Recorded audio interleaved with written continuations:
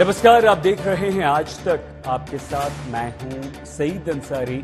स्वागत है आपका दंगल। राजस्थान, छत्तीसगढ़ और मध्य प्रदेश के रिजल्ट आए 6 दिन हो चुके हैं, लेकिन अब तक कौन से चेहरे तीनों राज्यों की कुर्सी संभालेंगे, इस प्रश्न का उत्तर नहीं मिला और इसी पर पूरे देश में बहस चल रही है। बहस छिड़ी हुई है।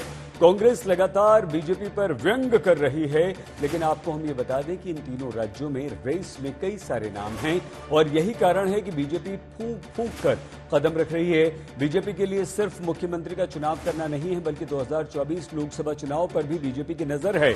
बीजेपी उन्हीं चेहरों पर चर्चा कर रही है और बीजेपी उसी चेहरे को मुख्यमंत्री बनाएगी जो 2024 के लोकसभा चुनाव में अपने अपने राज्यों में 100% बीजेपी को जीत दिला पाएंगे, उस योग्य हैं। इस बीच आपको हम ये भी बता दें कि राजस्थान और छत्तीसगढ़ के मुख्यमंत्री चेहरे पर सस्पेंस कल शाम को खत्म हो जाएगा, जबकि मध्य प्रदेश के मुख्यमंत्री के लिए आपको और हमें सोमवार तक का इंतजार करना पड़ेगा। तो आपको थोड़ा और इंतजार करना पड़ेगा, लेकिन वो इंतजार क्यों और उस इंतजार का मतलब क्या है? किसकी लॉटरी लगेगी? राजस्थान, छत्तीसगढ़ और मध्य प्रदेश में कौन बनने जा रहा है मुख्यमंत्री? इसी प्रश्न पर हम अब ये चर्चा करेंगे। हमारे साथ मेहमानों का एक बड़ा पैनल मौजूद है, लेकिन उससे पहले हमारी ये विशेष रिपोर्ट देखिए।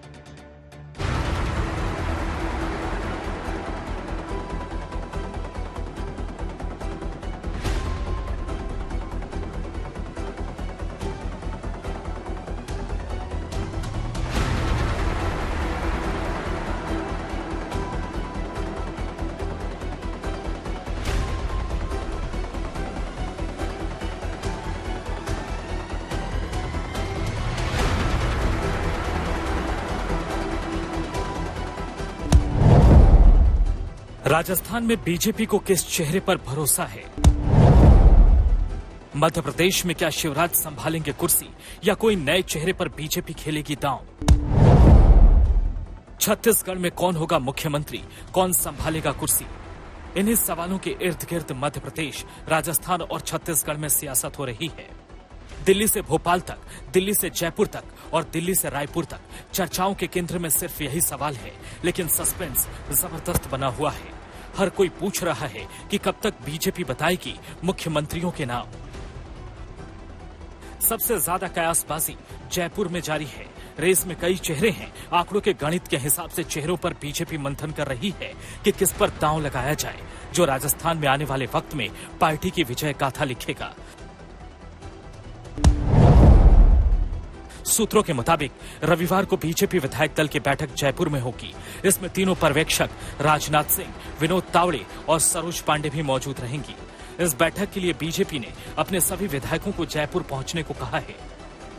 बीजेपी विधायक भी उम्मीद कर रहे हैं कि 24 घंटे के अंदर राजस्थान को नया मुख्यमंत्री मिल सकता है। आने वाले समय में खुशहाल राजस्थान का निर्माण होगा और मेरे को लगता है 24 घंटे की बात है। कल संभवतः आपको ज़्यादा सूचना होगी कि कल शायद अपने विधायकों की विधायक दल की बैठक होगी और आदरणीय राजनाथ सिंह जी, तावड़े जी और सरोज जी उसमें उपस्थित रहेंगे। तो ये नए राजस्थान के निर्माण की तरफ एक मजबूत कदम है। अशोक गहलोत ने सवाल उठाया कि बीजेपी अब तक मुख्यमंत्री तक नहीं तय कर पाई है। तुम एक मुख्यमंत्री का चेहरा तय नहीं कर पाते हो 7 दिन तक, तुम काहे की बात करते हो कि हमारे पार्टी में अनुशासन है? चाल चैत्य चेहरे तो पहले ही एक्सपोज हो चुके हैं देश के सामने। बड़ा सस्पेंस मध्य प्रदेश में भी है। वहां 18 साल से ज्यादा समय से सीएम पद की कुर्सी संभाल रहे शिवराज सिंह चौहान भोपाल में जमे हुए हैं और मध्य प्रदेश की कुर्सी के लिए दिल्ली तक मंथन हो रहा है। खबरों के मुताबिक सोमवार को भोपाल में बीजेपी विधायक दल की बैठक होगी, जिसमें राज्य के नए सीएम पर मुहर लग सकती है। जयपुर से रवीश पाल सिंह और जयकिशन शर्मा के साथ आज तक ब्यूरो। मुख्यमंत्री, 3 नए मुख्यमंत्री हमारे देश के 3 राज्यों को मिलने हैं। हम मेहमानों से आपको मिलवा दें। के शर्मा जी, स्वर्णिम चतुर्वेदी जी, घनश्याम तिवारी जी, मलूक नागर जी, आप चारों को नमस्कार और बहुत स्वागत आज तक पर। हम चारों से चर्चा शुरू करें उससे पहले हमारे संवाददाता भी हमारे साथ हैं। हम आपको सीधे जयपुर लिए चलेंगे। जयपुर से हमारे साथ जुड़ चुके हैं शरद कुमार, सुमी राजप्पन रायपुर से, और भोपाल से हेमेंद्र शर्मा हमारे साथ हैं। हेमेंद्र, मध्य प्रदेश में तो सोमवार तक का हमें इंतजार करना होगा, इसलिए शरद पहले आप बताइए, कल तय हो जाएगा शाम तक या बात आगे टल सकती है? और अगर ऐसा दोनों बातें अगर हो जाएगा तो क्यों, और टलेगा तो उसका क्या कारण? देखिए सईद, मुझे लग रहा है कल शाम तक हो जाना चाहिए, क्योंकि छोटी ब्रेकिंग दे देता हूं मैं आपको। ये ब्रेकिंग छोटी इसलिए कह रहा हूं कि राजनाथ सिंह के आने की कंफर्मेशन नहीं हुआ है, लेकिन उनके सिक्योरिटी गार्ड आ चुके हैं, उनके सुरक्षा कर्मी सारे जयपुर पहुंच चुके हैं। इसका मतलब वो मुंबई से जयपुर आएंगे, ऐसा लग रहा है। जब आज शाम आ चुके तो राजनाथ सिंह का आना भी तय हो गया है। तो मुझे लग रहा है कि कल हो जाना चाहिए, क्योंकि विधायक सारे जयपुर आ गए हैं। मगर फिर भी जिस तरह से बीजेपी काम कर रही है, लोग मजे ले रहे हैं कि देखो 17 पेपर लीक हो गया कांग्रेस में, बीजेपी में एक मुख्यमंत्री का नाम लीक नहीं हो रहा है, विधायक दल की बैठक लीक नहीं हो पा रही है। तो अब विधायक दल की बैठक ऐसे, तो देखिए जब राजनाथ सिंह आज शाम आ रहे हैं, सिक्योरिटी गार्ड आ गया, तो मुझे लग रहा है सुरक्षा कर्मी आ गए तो कल हो जानी चाहिए। मगर फिर भी पार्टी की तरफ से पुख्ता तौर पे इसका ऐलान नहीं किया गया है। प्रदेश अध्यक्ष सीपी जोशी ने कहा दोपहर 2 बजे की प्रेस कॉन्फ्रेंस में कि आप इंतजार कीजिए, बता दिया जाएगा। इस बीच ऐसी खबर आ रही है ग्रुप में कुछ विधायकों से अलग अलग जेपी नड्डा वीडियो कॉन्फ्रेंसिंग के साथ बातचीत करेंगे।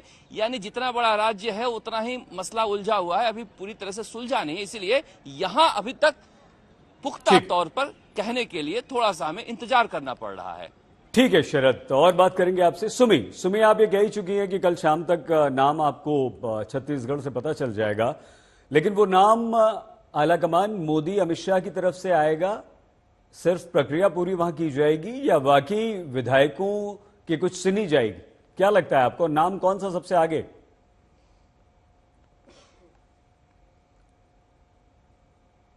जी बिल्कुल, हर दिन एक एक नाम आगे बढ़ता जाता है, लिस्ट में थोड़ा थोड़ा ऊपर जाता जाता है, क्योंकि आधा दर्जन नाम तो छत्तीसगढ़ में है ही जिनको पोटेंशियल कंटेंडर्स माना जा रहा है। तो आज का जो दिन है, आज अरुण साव का नाम ऊपर माना जा रहा है, और अरुण साव ओबीसी कम्युनिटी के हैं, बीजेपी प्रेसिडेंट भी है, और बीजेपी प्रेसिडेंट होते हुए उन्हें 14 महीने ही मिले थे बीजेपी प्रेसिडेंट के तौर पर। लेकिन जब से वो बने थे, वो एमपी भी थे बिलासपुर से, लेकिन जब से वो बीजेपी प्रेसिडेंट बने थे तब से वो बहुत जगह जगह छत्तीसगढ़ के कोने कोने में जाकर लगातार काम करते हुए कर रहे थे, और उसकी भी मेहनत साफ तौर पर, उनकी मेहनत साफ तौर पर ग्राउंड पर दिखती है, जिसकी वजह से 15 सीटों से प्रचंड बहुमत के साथ भारतीय जनता पार्टी ने जीत हासिल की है। तो हो सकता है उनकी मेहनत को नवाजा जाए और उन्हें सीएम का पद दे दिया जाए। लेकिन उनके अलावा विष्णुदेव साय का नाम अभी भी बिल्कुल बना हुआ है सेकंड नंबर पर, क्योंकि ट्राइबल कम्युनिटी को अगर ये दारोमदार दिया जाता है तो उनका नाम सबसे आगे माना जा रहा है। अगर एक औरत को दिया जाता है, एक औरत ट्राइबल महिला को दिया जाता है, तो रेणुका सिंह। तो ये तीनों जो नाम है सबसे आगे चल रहे हैं।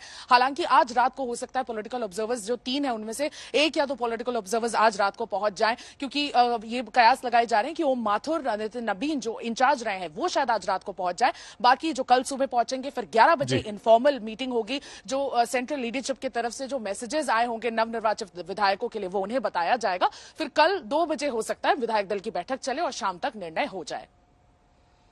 ठीक है सुमी। हेमेंद्र, हम आपके पास आए उससे पहले शरद, क्या आप ये कंफर्म कर सकते हैं, कोई खबर आपके पास आई है नड्डा जी कोई बैठक कर रहे हैं? हाँ, ये बात कही जा रही है कि जेपी नड्डा वीडियो कॉन्फ्रेंसिंग के जरिए शाम को कुछ विधायकों से बातचीत करेंगे, और सभी 115 विधायकों से कहा जा रहा था बातचीत करेंगे। अब कहा जा रहा है कि हो सकता है कि ग्रुप में बना के बात करें, और वो 2 से 3 घंटे तक का वक्त भी लग सकता है इस बातचीत में। इस बीच राजनाथ सिंह की सिक्योरिटी आ गई है। हाँ, वो आपने बता दिया था, शुरू हो जाएगा शाम से। जी, ये कंफर्म करना था बस आपसे। शरद बने रहिए हमारे साथ। हेमेंद्र, हम 2-3 प्रश्न एक साथ आपसे पूछ लेते हैं। पहला तो मध्य प्रदेश में क्या आधार होगा मुख्यमंत्री चुनने का बीजेपी का, कोई स्पष्ट बात है, या आलाकमान मोदी के मन में जो है वो नाम आ जाएगा? और वीडी शर्मा और कैलाश विजयवर्गीय को क्या हम अभी से अलग कर सकते हैं, या वो लोग रेस में बने हुए हैं? जी देखिए, मैं सबसे पहले तो बता दूं कि सोमवार को 4 बजे भारतीय जनता पार्टी ऑफिस में विधायक दल की बैठक होगी, जिसका आमंत्रण विधायकों को भेज दिया गया है। और मैं जैसे आपको बताऊं, यहाँ पे अभी तैयारी चल रही है। ये भारतीय जनता पार्टी का भोपाल का ऑफिस है और ये जो विधायक दल की जो बैठक है उसकी तैयारियों के लिए ये भारतीय जनता पार्टी के जो है पदाधिकारी समीक्षा कर रहे हैं। और इसके अलावा भोपाल में आपको मैं बता दूं कि परिवर्तन शब्द का बहुत इस्तेमाल हो रहा है। परिवर्तन शब्द का इस्तेमाल इसलिए हो रहा है क्योंकि पर्यवेक्षक जो है 2005 के बाद यहाँ आ रहे हैं। पहले उमा भारती ने जब मुख्यमंत्री पद संभाला था उस समय पर्यवेक्षक भोपाल आए थे। बाबूलाल गौर को जब मुख्यमंत्री बनाया गया था उस समय भी आए थे, लेकिन जब मुख्यमंत्री शिवराज सिंह चौहान पहली बार बने उसके बाद यहाँ पर्यवेक्षक नहीं आए। 2008 में नहीं आए, 13 में नहीं आए, 18 में भारतीय जनता पार्टी हार गई तो जरूरत नहीं पड़ी, लेकिन 20 में जब ज्योतिरादित्य सिंधिया भारतीय जनता पार्टी में गए और शिवराज सिंह चौहान मुख्यमंत्री बने तो यहाँ पर्यवेक्षक नहीं आए। तो अब पर्यवेक्षक आ रहे हैं तो लोग कह रहे हैं परिवर्तन हो सकता है। और साथ ही साथ मुख्यमंत्री शिवराज सिंह चौहान भी पिछले कई दिनों से एक के बाद एक कई हिंट्स दे रहे हैं, जिससे लग रहा है कि परिवर्तन हो सकता है। पहले उन्होंने वीडियो रिलीज किया जिसमें कहा कि हम कैंडिडेट ही नहीं है। उसके बाद वो छिंदवाड़ा गए, श्योपुर गए, राघोगढ़ गए, हर जगह उन्होंने एक ही बात कही कि मेरा भांजियों के साथ जो कनेक्ट है और जो मेरा उनसे रिश्ता है वो किसी भी सिंहासन से बड़ा है। और आज उन्होंने ऑफिस ऑफ शिवराज सिंह चौहान का जो एक्स पर ऑफिशियल हैंडल है वहां पर पोस्ट किया, सबको हाथ जोड़कर सबको राम राम। इसके भी अलग अलग अर्थ निकाले जा रहे हैं। तो लेकिन ओवरऑल मानना यही है पॉलिटिकल ऑब्जर्वर्स का कि यहाँ पर परिवर्तन हो सकता है, चेंज हो सकता है। और इसके अलावा जो आपने पूछा कि कैलाश विजयवर्गीय और वीडी शर्मा जी हैं, न केवल कैलाश विजयवर्गीय जी या वीडी शर्मा, यहाँ पर बाकी जितने भी बड़े नाम हैं जिनका बताया जा रहा है, चाहे वो प्रहलाद पटेल हो, चाहे नरेंद्र सिंह तोमर हो, चाहे ज्योतिरादित्य सिंधिया हो, इन सभी के नाम बने हुए हैं और किसी को कुछ मालूम नहीं है। सीक्रेसी हाईएस्ट ऑर्डर की मेंटेन की गई है। पर्यवेक्षक आएंगे, उसके बाद विधायक दल की बैठक में ही डिस्क्लोज होगा कि कौन इनमें से बन सकता है। बिल्कुल ठीक है हेमेंद्र, बहुत विस्तार से आपने जानकारी दी। हेमेंद्र, शरद और सुमी, फिलहाल आपका धन्यवाद, लेकिन हम लगातार आपसे चर्चा करते रहेंगे। हमारे तीनों संवाददाता अपने अपने राज्य की हमें जानकारी दे रहे थे। के शर्मा जी, क्या कल छत्तीसगढ़ और राजस्थान के मुख्यमंत्रियों के नाम आ जाएंगे, परसों मध्य प्रदेश का आ जाएगा? ये इतना समय क्यों लग रहा है? क्या आपको मुख्यमंत्री चुनने में कुछ दिक्कतें आ रही? नहीं, कितना समय लग रहा है सही जी? 3 तारीख को परिणाम आए हैं जी, आज 9 तारीख हो रहा है। ठीक है। तो स्वाभाविक रूप से एक हम संगठन आधारित पार्टी है, हम एक परिवारवादी पार्टी नहीं है जी। एक व्यक्ति हमारे यहाँ निर्णायक नहीं है कि एक परिवार हमारे यहाँ निर्णय करता है। आप हमारे संगठन के यदि आप कैडर को समझें तो एक प्रदेश अध्यक्ष हैं जी, उनके ऊपर प्रदेश प्रभारी हैं, सह प्रभारी हैं, उनके ऊपर चुनाव प्रभारी, फिर चुनाव सह प्रभारी हैं, ठीक है, फिर राष्ट्रीय अध्यक्ष हैं, फिर संसदीय बोर्ड है। तो एक तरह का सभी कोई भी पार्टी में निर्णय होता है एक सामूहिकता के आधार पर होता है भारतीय जनता पार्टी में, और सभी लोगों से राय विमर्श करके, सबसे बातचीत करके, सारे विषयों पर विषय को ध्यान में रखते हुए आगामी जो है लक्ष्य हमारे क्या है इन राज्यों के अंदर में, हम ऐसे 15-15 साल रात तो न करते। इसी छत्तीसगढ़ में 15 साल भारतीय जनता पार्टी का रहा ना जी। इसी आज आप मध्य प्रदेश में देख रहे हैं ना, 20 साल की सरकार के बाद पुनः जीत रहे हैं ना। इसी उत्तर प्रदेश में आपने देखा 35 साल का रिकॉर्ड तोड़ के हमने दूसरी बार सरकार बनाया। तो एक लंबे भविष्य को राजनीति में सूझकर एक निर्णय, एक प्रमुखता से सामूहिकता के आधार पर निर्णय लेना, और फिर सभी प्रदेशों में वरिष्ठ नेतृत्व भी है, उन लोगों से भी सलाह विमर्श करना, ये एक संगठन आधारित पार्टी का एक सिस्टम है। और इसमें कोई अभी इतना समय नहीं बीता कि कोई 15 दिन बीत गए, 20 दिन बीत गए। मैं और उसके दलों की बात नहीं करूंगा। आज एक कमेंट गहलोत जी ने किया था, हमारे प्रदेश अध्यक्ष जी ने उनको बता दिया कि आपको 16 दिन लगे थे निर्णय करने में, हमें 16 दिन लगने वाले नहीं है। बैठक का घोषणा आपने अभी कर ही दिया है, 2 राज्यों के आई गए हैं कि कल 2 राज्यों में कल बैठकें बुला ली गई हैं। तीसरे राज्य की बैठक के संदर्भ में आपके वो जर्नलिस्ट ने बता दिया कि कल शायद संभव है कि तीनों राज्यों में बैठक हो जाए। तो स्वाभाविक तौर से बैठक भी होंगी, सर्वसम्मति से निर्णय भी होंगे और सही और सामूहिक निर्णय होंगे, जो कि हमें देखना है कि वहां की जनता ने जो इतना बड़ा मैंडेट हमें दिया है, तीनों राज्यों की जनता ने जो इतने बड़ा मत देकर जो है हम पर विश्वास व्यक्त किया है, उसको हमें पूरा भी करना है और अच्छे से पूरा करना है। आगे 24 का चुनाव, वो भी उस पर भी विचार करके आगे बढ़ना, कोई विलंब नहीं है, किसी तरह का कोई विषय नहीं है। शर्मा जी, और देख रहे हैं कि आप ये भी मैं कह सकता हूं, कहीं कोई बयानबाजी नहीं, कुछ नहीं, सब लोग अपनी सहमति से। हाँ, आपके यहां से जरूर कई तरह के कयास लग रहे हैं, मैं तो, और अच्छा है, लगना भी चाहिए, राजनीति में नाम आना चाहिए, राजनीति में चर्चा भी होना चाहिए। अभी हम आपसे भी पूछेंगे, राज्यों से गिनाए जा रहे हैं उसने में तो मंत्रिमंडल बन जाएंगे। नहीं तो अभी हम आपसे भी पूछेंगे कि तीनों राज्यों में एक एक नाम आप अपनी पसंद का बता दीजिए, ठीक है? तो मैं आगे पूछूंगा आपसे, छोड़ूंगा नहीं आपको सर। शर्मा जी, स्वर्णिम जी, स्वर्णिम जी, क्या देखिए, के शर्मा जी साफ कह रहे हैं कि भाई क्या फर्क पड़ता है, हम 6 दिन लें, 8 दिन लें, हमारे पास इतने अच्छे अच्छे नेता हैं, सभी दावेदार हैं, हर राज्य में 6-6, 7-7 दावेदार हमारे पास है, तो इसमें बुराई क्या है? कांग्रेस को ऐसा क्यों लगता है कि बहुत दिन लग रहे हैं और जल्दी करना चाहिए? आपको बुराई, स्वर्णिम जी, इसमें क्या नजर आती है?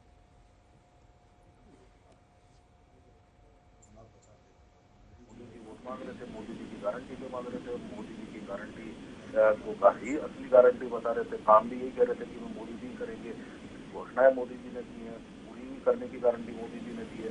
तो अब चिंता किस बात की है? चिंता तो अब इस बात की है ना कि 2024 में जो 6-6, 7-7, 8-8 घोटा आपके प्रदेश में बने हैं, जिस कारण आप फेस की पता करके चुनाव नहीं लड़ पाए, जब आप उसको कैंपेन नहीं बना पाए और खुद आपने केंद्रीकृत कैंपेन किया, तो आज चिंता तो इस बात की है बीजेपी को कि अब आने वाले जो लोकसभा चुनाव है उसमें कैसे मनाए। क्या कभी ऐसा होता है कि विधायक दल की बैठक से पहले सभी नेताओं को दिल्ली बुला करके बात की जाती है?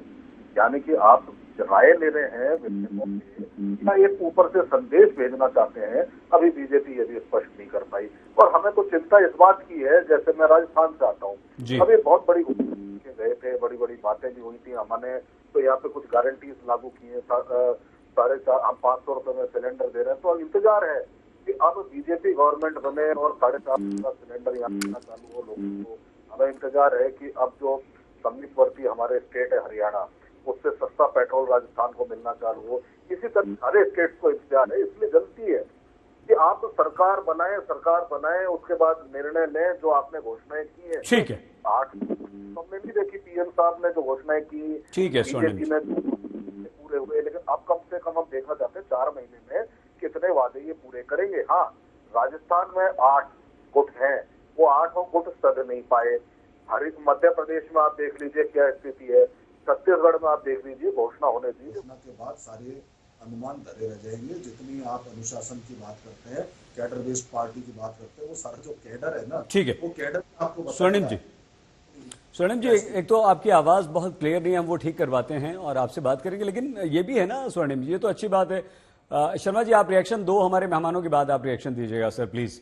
तो स्वर्णिम जी, ये भी तो बात है ना कि आप अपने से ज्यादा चिंता बीजेपी की करते हैं। अभी भी आपको बीजेपी की चिंता हो रही है, लेकिन 3 राज्यों में इतनी बड़ी हार आपकी हो गई है, चिंता वहां जरूरी है। लेकिन हाँ, अच्छा है कि आप एक जिम्मेदार विपक्ष की भूमिका अभी से निभाना आपने शुरू कर दिया है। तिवारी जी, घनश्याम तिवारी जी, आपको लगता है कि इसमें कोई बुराई नहीं है? ठीक है, विचार विमर्श हो रहा है, विधायक दल की बैठक हो रही है, आलाकमान लगा हुआ है, सारे संभावित नाम आ रहे हैं, उन पर चर्चा हो रही है।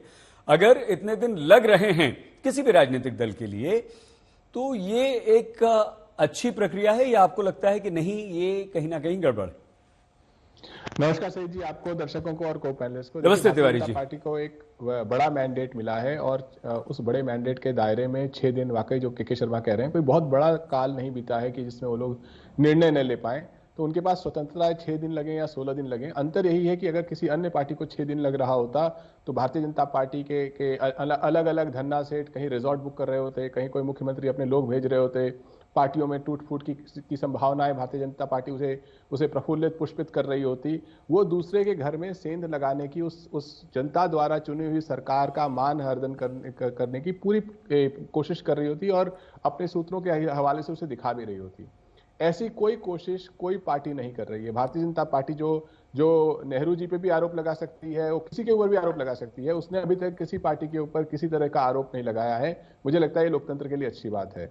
दूसरी बात, ये 6 दिन लगाएं या 16 दिन लगाएं, प्रमुख बात यह है कि इन 3 राज्यों में जिस तरीके से चुनाव हुए, मन में मोदी के ऊपर चुनाव हुआ, अभी भी ये गारंटी की बात करते हैं, तो राम राज में भरत जी, रामचंद्र जी के का खड़ाऊ रख करके उन्होंने अयोध्या पे राज किया। भारतीय जनता पार्टी के मुख्यमंत्री हैं, वो मोदी जी की तस्वीर रख के राज कर लेंगे, उसमें जनता का तो कोई मत है नहीं।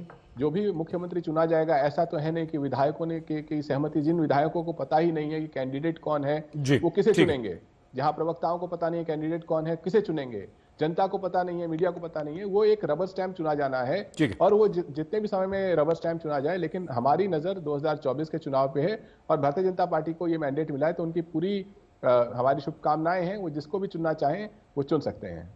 तिवारी जी, देखिए, शिवराज सिंह चौहान तो डंके की चोट पर कह रहे हैं कि मुझे तो 29 लोकसभा की सीटें पूरी नरेंद्र जी को 29 मालाएं पहनानी हैं, जिताकर देनी हैं।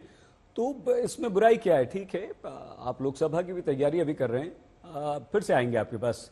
मलूक नागर जी, नागर साहब, हम थोड़ा सा हटकर आपसे प्रश्न करना चाहते हैं, यहां पर समझना चाहते हैं आपसे, वो कौन से आपकी दृष्टि में योग्यता होनी चाहिए या समीकरण होने चाहिए, जातीय समीकरण हो, लोकसभा चुनाव जिताने की क्षमता हो या कुछ और हो, उस पर मुख्यमंत्री का चुनाव होता है या बीजेपी करने का प्रयास कर रही है, या आपकी दृष्टि में वो कोई और योग्यता होती है मुख्यमंत्री बनने के लिए? आपसे ये प्रश्न इसलिए क्योंकि शर्मा जी तो इसको टाल जाएंगे।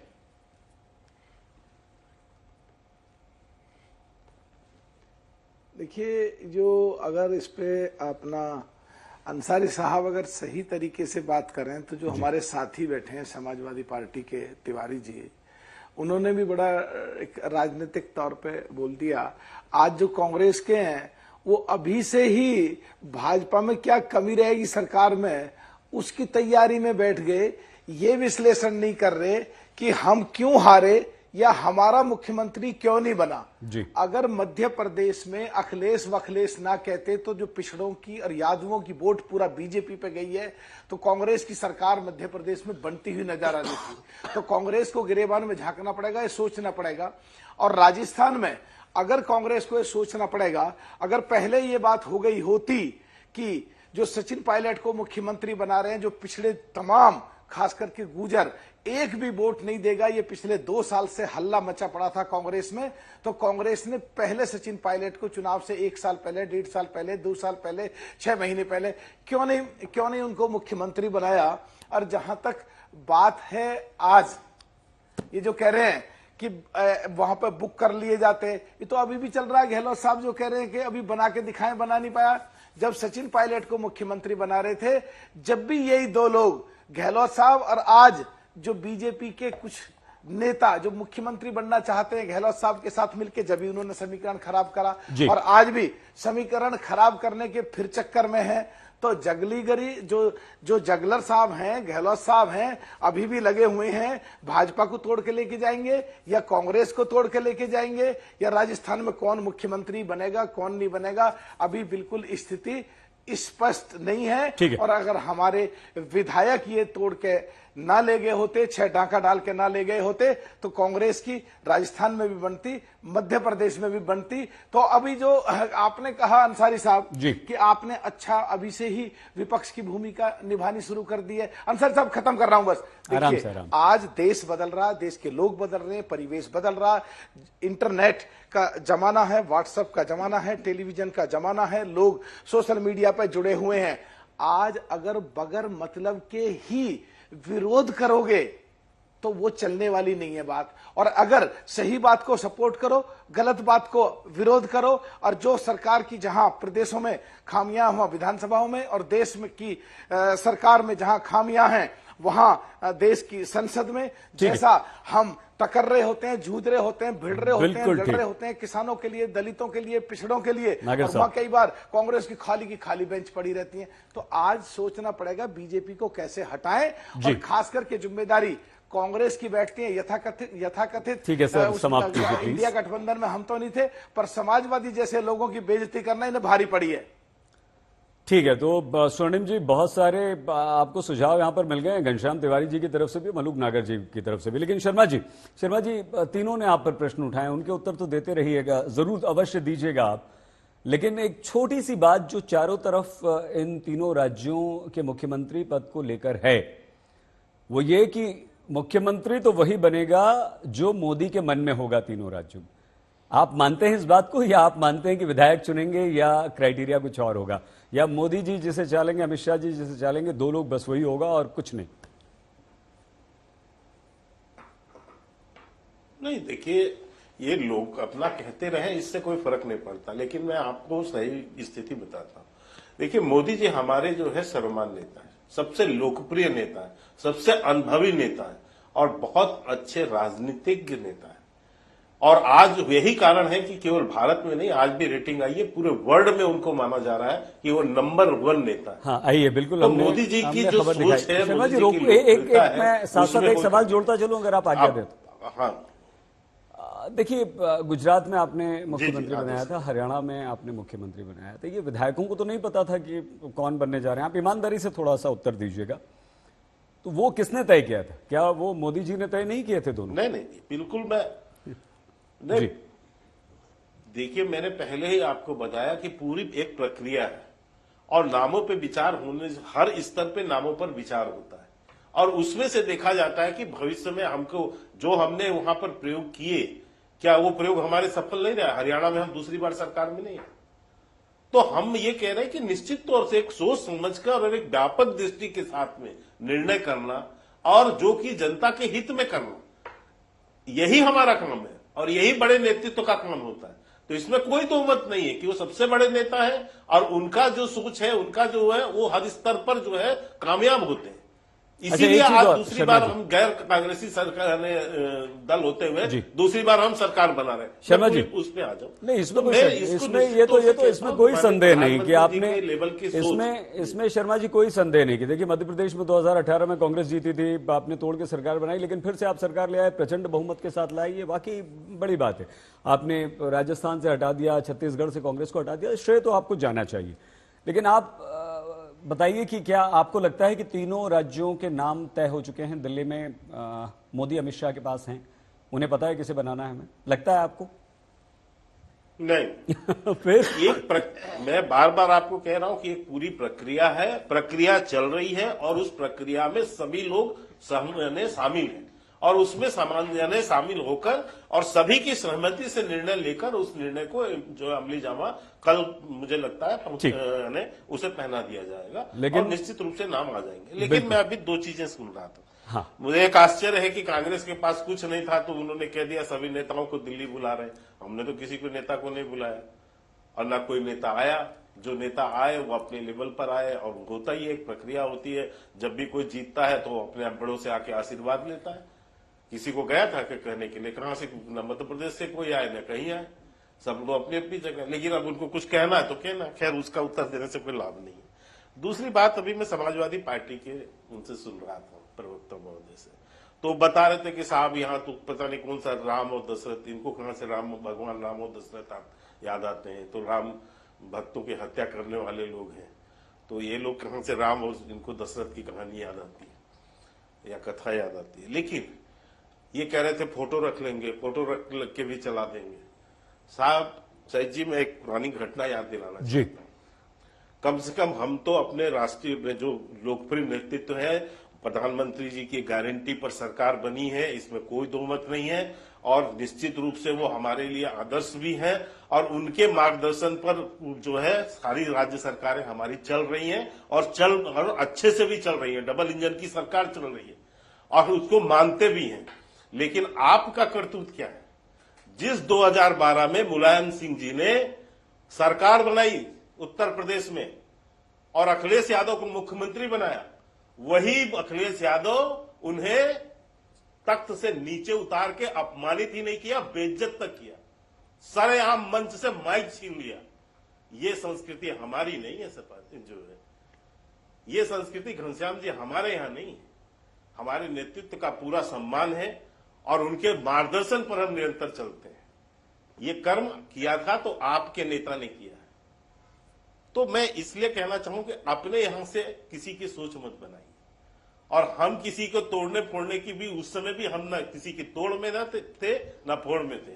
और मैं भी सही जी बता दूं कि 2018 में भी जो सरकार थी हमने नहीं तोड़ा था, जो तोड़ के आए थे वो बाकायदा कारण बता के आए थे कि आपने 15 महीने में सरकार रहते हुए आपने वादा पूरा नहीं किया। सुन लीजिए मेरी बात सुनिए।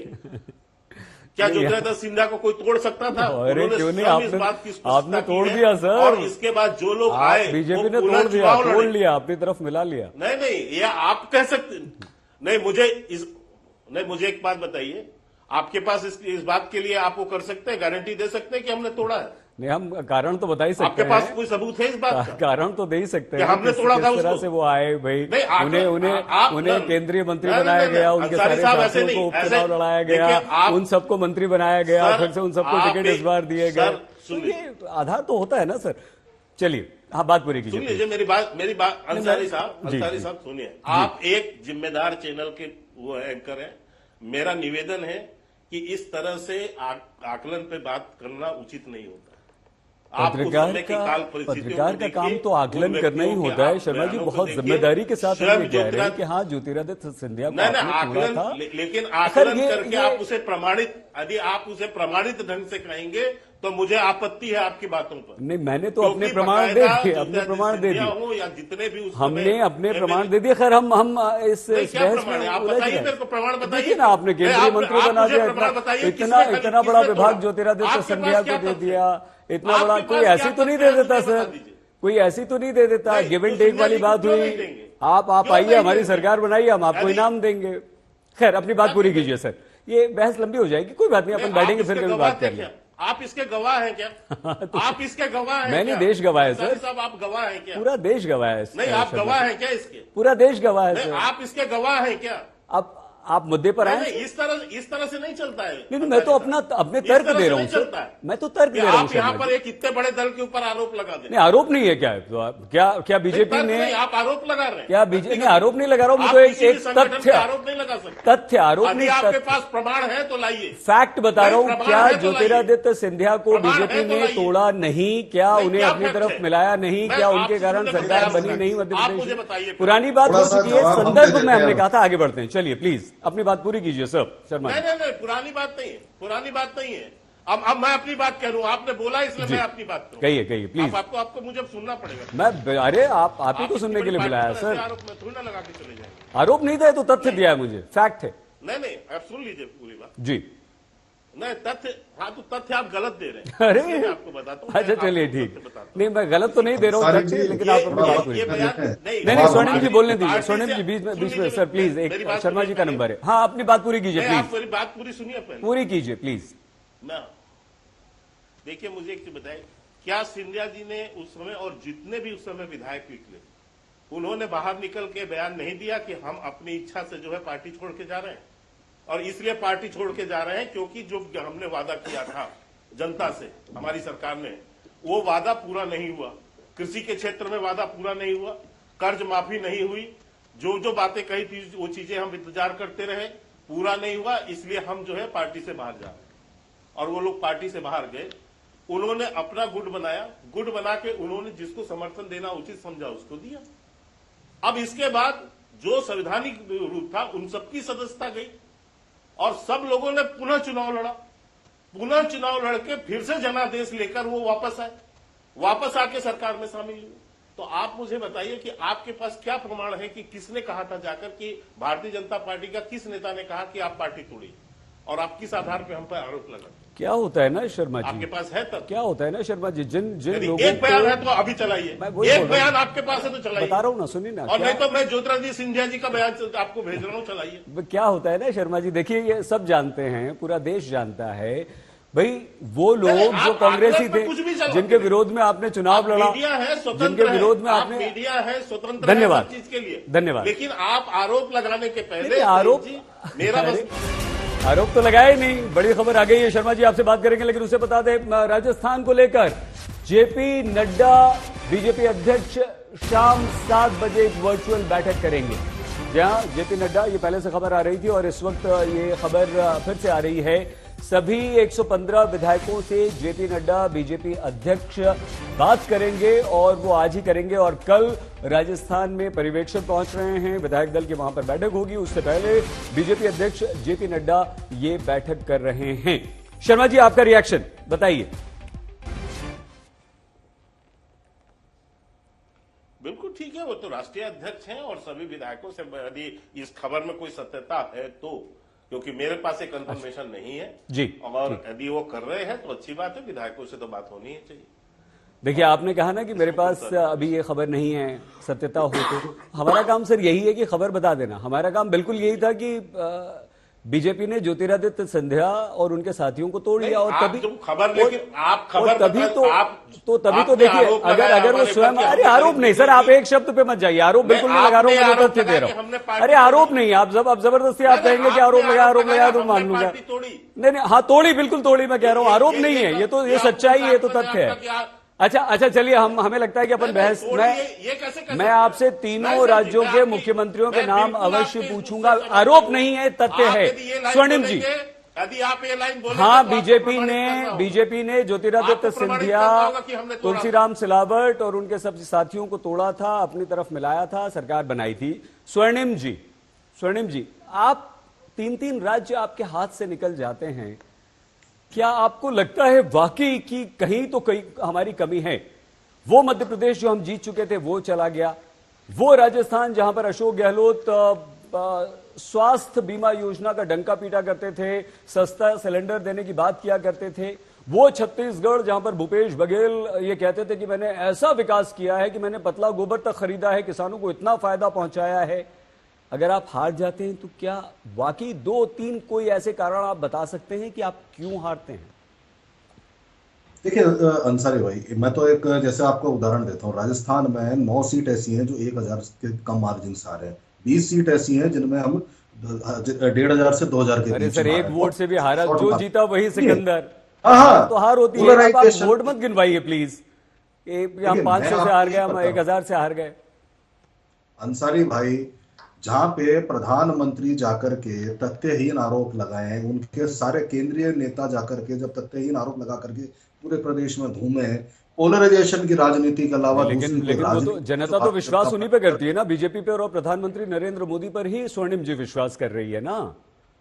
राहुल गांधी और भूपेश बघेल पर विश्वास कर रही है। मैं तो अंसारी जी एक ही बात कह रहा हूँ, जनता को इतना विश्वास था, इतना कमांड होता, पार्टी पर इतनी पकड़ होती तो आज इतने दिन थोड़ा लग रहे होते मुख्यमंत्री घोषित करने में। हम तो कर चुके हैं ना, हमारा भी एक राज्य जीता है, मुख्यमंत्री घोषित कर चुके हैं। ये बड़ी बात है मुख्यमंत्री घोषित करने में समय लगना स्वर्णिम जी, या ये बड़ी बात है कि हम हार क्यों गए? 2 राज्य जहां हमने जमकर विकास किया, हम आत्मविश्वास से आप भरपूर थे, या ओवर कॉन्फिडेंट आप कहिए, अति आत्मविश्वास आपको ले डूबा स्वर्णिम जी? देखिए, जो भी हमारे हार के कारण है, पिछले 2 दिन से उन्हीं पर मंथन और विश्लेषण हो रहा है। आज दिल्ली में, आज राजस्थान को लेकर के भी बैठक थी और कल छत्तीसगढ़ मध्य प्रदेश को लेकर के हो चुकी है। ये पूरा विश्लेषण कर रहा है हमने, और जो भी कमी होंगी निश्चित रूप से दूर करेंगे। हम तो हमारी कमी मानते हैं। ये अलग बात है कि हमने हमारा वोट बैंक बढ़ाया, हमारा वोट पर जो शेयर है वो भी बढ़ाया, बढ़ा करके भी हार गए।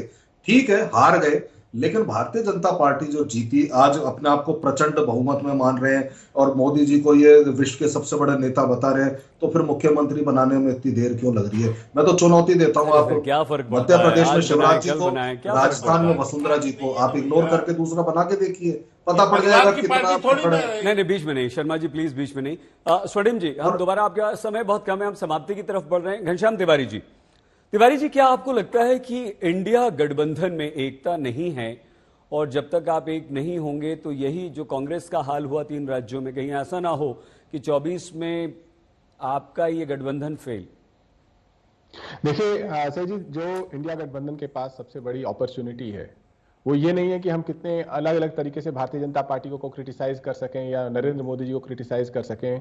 उन लोगों की अपनी अकम्पलिशमेंट्स हैं, अपनी सफलताएं हैं, उसको उनकी कमियां गिनाने से जनता हमारे साथ नहीं आएगी जी। वो अवसर, वो अपॉर्चुनिटी इस चीज पर है कि जो चीज भारतीय जनता पार्टी वादा करके भी नहीं दे पाई है, क्या हम वो दे पाएंगे। भारतीय जनता पार्टी ने 2 करोड़ रोजगार कहे थे, क्या हम दे पाएंगे। भारतीय जनता पार्टी ने कहा था कि वो 50-500 सिलेंडर देंगे, क्या हम दे पाएंगे। उन्होंने कहा था कि हम देश में अच्छे दिन लाएंगे, क्या हम ला पाएंगे। इंडिया गठबंधन का तिवारी जी, समय समाप्ति की तरफ है, मैं आपको बीच में रोकना पड़ रहा है, क्षमा इसके लिए। नागर साहब आपसे समाप्त करेंगे, नहीं समाप्त के शर्मा जी हम आपसे करेंगे। नागर साहब जल्दी से आप ये बताइए कि मोदी ब्रांड क्या इतना बड़ा ब्रांड हो गया है कि आप सभी राजनीतिक दलों, कांग्रेस समेत आप सभी लोगों के पास मिलकर मोदी का मुकाबला करने योग्य कोई चेहरा नहीं है। देखिए, पहले तो मैं इस बारे में बात करना चाहूंगा कि हमारे कांग्रेस के प्रवक्ता, कांग्रेस के लीडर, चाहे संसद में हों चाहे टेलीविजन में हों, जिस तकव्वुर और जिस घमंड के साथ बोलते हैं, इसलिए वो हालत आज कांग्रेस वहां खड़ी है। तो के शर्मा हमारे बहुत ही प्यारे भाई हैं, हमारा बहुत बढ़िया परिचय आपस में। मैं उनको प्रार्थना के साथ कहना चाहता हूं कि ये सच्चाई है, मध्य प्रदेश में 7 विधायक कांग्रेस हमारे तोड़ के ले गई, 6 विधायक राजस्थान में तोड़ के ले गई, 3 विधायक हमारे उत्तराखंड में तोड़ के ले गई। उनका पाप सामने आया और आप भी उनके विधायक तोड़ के तो लेके गए और सरकार बनाइए। पर बड़ी बात यह है कि तोड़ के जब ले जाते हैं तो अगली बार सरकार गिरती है या कम आते हैं, पर आपने फिर भी अचीवमेंट करी है और आपके नंबर ज्यादा आए हैं, ये अलग बात है। पर उस पर इतनी देर तक बहस नहीं होनी चाहिए। कांग्रेस हमारे तोड़ के ले गई है और आप कांग्रेस के तोड़ के तो लेके गए हो। हमारे भाजपा के प्रवक्ता से बड़े प्रार्थना के साथ मैं कहना जरूर चाह रहा हूं। बहुत बढ़िया शर्मा जी, तीनों राज्यों में के शर्मा जी, हाँ जवाब दीजिएगा क्योंकि आखिरी प्रश्न है आपसे, इसके बाद कार्यक्रम समाप्त कर देंगे। तीनों राज्यों में आपके पसंद के 3 मुख्यमंत्री, एक नाम तीनों राज्यों के लिए दे दीजिए प्लीज। नहीं, मैं इसका अरे यार निर्णय नहीं कर सकता। ऐसा मत कीजिए प्लीज। नहीं, निर्णय नहीं, पसंद तो बता सकते हैं अपनी। मैं पार्टी का प्रवक्ता हूं। अरे सर, पसंद मैं पसंद नापसंद देखिए, ऐसा है। नहीं, मेरी पसंद क्या होती है कि उसके क्या मायने हैं? अरे प्रश्न ये नहीं होता है। मैं पार्टी का प्रवक्ता हूं और मैं पार्टी की बात को रखने के लिए अधिकृत हूं। जो पार्टी तय कर देगी मैं उस नाम को रख दूंगा आपके सामने। लेकिन मैं केवल मलूक साहब इतना सा निवेदन करके बताता हूं, मैं अभी भी उस बात पे अडिग हूं, कोई भी आदमी अपनी विधायकी 1 साल के अंदर खत्म नहीं करता है। आपके यहां से जो टूट के कांग्रेस ने तोड़ के ले गए, वो पूरी पार्टी तोड़ के ले गए। कोई चुनाव नहीं लड़ा उसमें, पूरी पार्टी आपकी जो है विलय हो गई। ये किया गया आपके साथ जो कांग्रेस ने, और ये कुकर्म कांग्रेस करती है, हम नहीं करते। हमारे यहाँ जो आए वो इस चुनौती के साथ आए कि 1 साल में अपनी सदस्यता को दांव में लगाया। के शर्मा जी, स्वर्णिम चतुर्वेदी जी, घनश्याम तिवारी जी, मलूक नागर जी, आप चारों का हमारे साथ इस कार्यक्रम में शामिल होना और चर्चा करने के लिए बहुत बहुत धन्यवाद। 3 राज्यों में जल्द ही मुख्यमंत्री मिलने वाले हैं। 2 राजस्थान और छत्तीसगढ़ में कल शाम तक नाम सामने आ जाएगा, आ सकता है इसकी संभावना प्रबल, और सोमवार को या मंगलवार सुबह मध्य प्रदेश के मुख्यमंत्री का नाम आपके सामने होगा। हमारे साथ इस कार्यक्रम में रहने के लिए आपका बहुत धन्यवाद। आप प्लीज अपना बहुत ख्याल रखिएगा। देखते रहिए आज तक।